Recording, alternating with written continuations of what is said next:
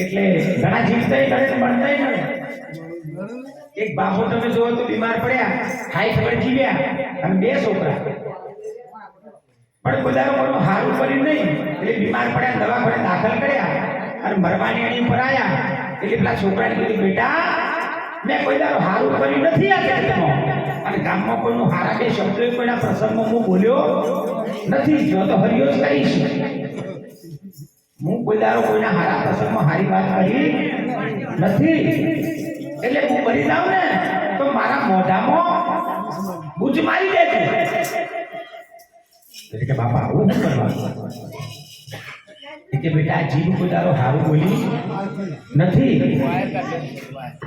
અને કોઈ દારો મેં હારું કર્યું નથી, એટલે હું મરી જાઉં તો મારા મોઢામાં બૂચ મારી દેજો.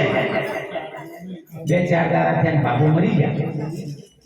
હવે મરી ગયા એટલે ગામવાળા, ફળિયાવાળા, ફગાવાળા બધા ભેગા થયા. એટલે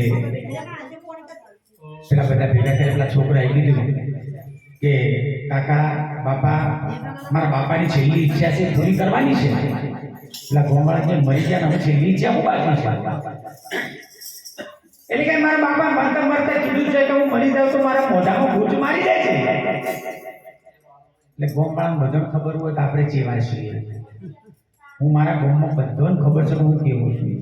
એટલે બધાને તમારું બધાને ખબર છે. એટલું યાદ રાખજો, જીવજો કર્મ હારા કરજો.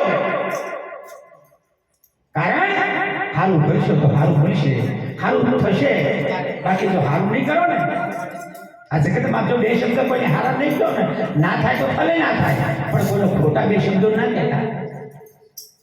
કારણ કે તમે એમ વિચારતા હોય કે ગંગાજીમાં નહીં પૈસા ખર્ચી લક્ઝરી કરી અને પ્રવાસે જો ગંગાજીમાં નહીં ના આવો એટલે પાપ ધોવાઈ જાય, એવું નથી.